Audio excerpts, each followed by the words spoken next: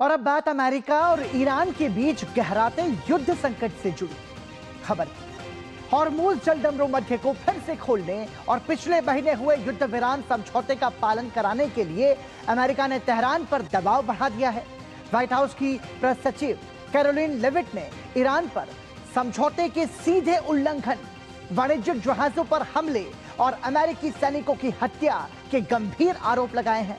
वहीं मैरीलैंड के camp David से अमेरिकी राष्ट्रपति डोनाल्ड ट्रंप ने ईरान को सख्त चेतावनी देते हुए कहा है कि अमेरिका का लक्ष्य ईरान में जीत हासिल करना है और जब तक ईरान वार्ता की मेज पर नहीं आता, उस पर सैन्य कार्रवाई और कड़ा प्रहार जारी रहेगा। दूसरी तरफ ईरान की रिवॉल्यूशनरी गार्ड्स ने हॉर्मुज जलडमरू मध्य में 2 और तेल टैंकर्स को निशाना बनाने का दावा किया है। इन सब के बीच में सवाल यह है कि जंग फिर से छिड़ेगी और ज्यादा भीषण भी हो सकती है। ईरान पर फिर से हमला कर सकता है अमेरिका, क्योंकि ईरान पर नए हमलों पर अमेरिकी राष्ट्रपति डोनाल्ड ट्रंप विचार कर रहे हैं।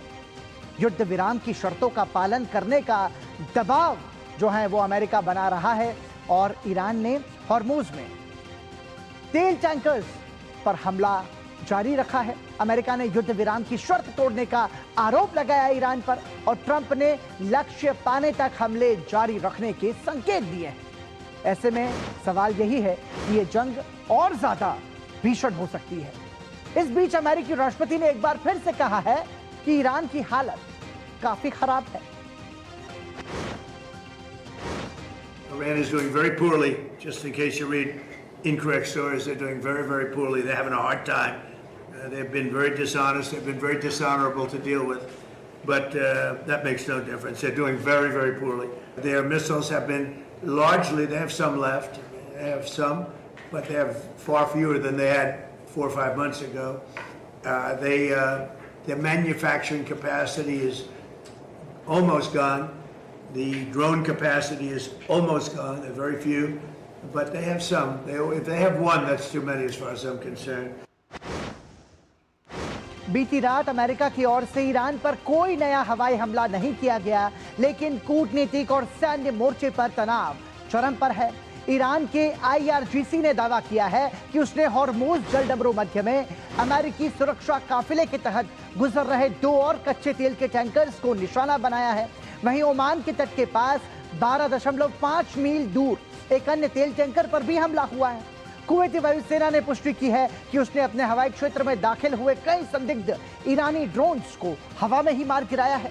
ऐसे में सवाल यह है कि क्या अमेरिकी फिर से ईरान पर बड़ा हमला करेगा या फिर शांति की राह पर वार्ता आगे बढ़ेगी। अब जो गेंद है वो अमेरिका के पाले में ऐसा नजर आ रहा है और जंग के खतरे के बीच ट्रंप ने कहा है कि ईरान वादा तो करता है पर फिर अपने वादे से ही मुकर जाता है। I want to talk, but they break their word so often. Steve is talking, Jared, we have very good people. JD's involved, very strongly involved. We have great people talking. Marco's involved.